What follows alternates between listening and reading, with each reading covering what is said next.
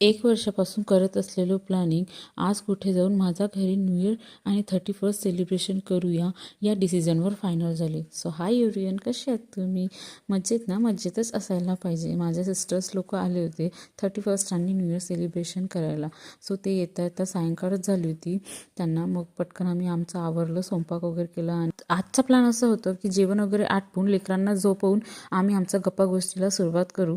पण काय झालं, लेकरं काही झोपायचं नावच नव्हतं घेत. आम्ही जोपर्यंत जागे होतो तोपर्यंत लेकरंही जागे होते. मग काय, त्यांना झोपवताच आमचं नाकी 9 आले होते.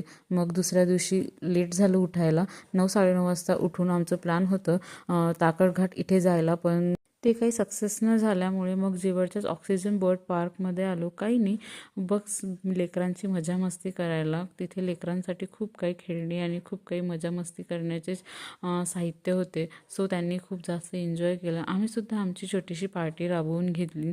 मस्त जेवण वगैरे घेऊन गेलेलो, कारण आम्हाला घरी जेवण करण्याला टाईमच नव्हतं आणि लेट इतकं झालं होतं की येता येता उशीर झालं असतं. म्हणून म्हटलं की चला आपली पार्टी पण होऊन जाते आणि तिथेच आपलं एन्जॉय पण होऊन जाते आणि फिरणं पण होऊन जाते ह्या बहाण्याने. कारण आम्हाला आजचं प्रोडक्टिव्ह डे मनवायचं होतं, वेस्ट घालवायचं नव्हतं. सो म्हणून आम्ही आमची छोटीशी पार्टी म्हणून तिथे गेलेलो.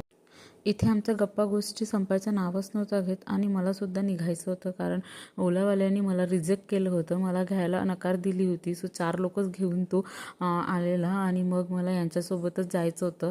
मी त्यांच्यासोबतच आले होते आणि त्यांचं काम निपटलं होतं. सो मला त्यांचा कॉल आलं होतं की चला आपण निघून जाऊ, कारण मला बिर्याणीची पण प्रिपरेशन करायचं होतं. सो मग मी त्यांना सोडून निघून आली घरी. आणि असं होतं आजचा मिनी ब्लॉग. कसं वाटलं तुम्हाला? लाईक करा, सबस्क्राईब करा आणि कमेंट करा.